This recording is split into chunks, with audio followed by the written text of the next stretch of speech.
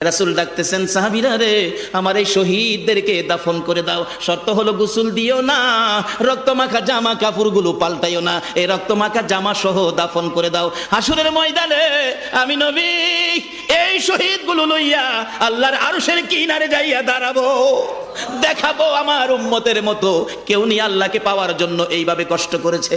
এবার দাফনের কাজ শুরু হলে কিতাব লেখে 69 জনের দাফন শেষ। 70-এর মাথায় আসওয়াদ দূরে পড়ে আছে। আমার নবী 2 কদম সামনে গিয়ে দেখে আসওয়াদ নতুন তরবারি হাতে চিত হয়ে পড়ে আছে, শহীদ হয়ে গেছে। আমার নবী ডাকে, রে আসওয়াদ, মদিনার হুর বিয়ে করতে পাঠাইছিলাম, মদিনার হুর বিয়ে করলি না, যুদ্ধের ময়দানে জীবন দিয়ে বিদায় হলে।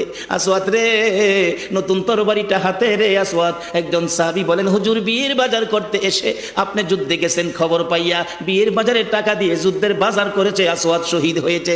আমার নবী ডাকে, মাবুদ আমার আসওয়াদকে তুমি কি দিবা গো আল্লাহ? মদিনার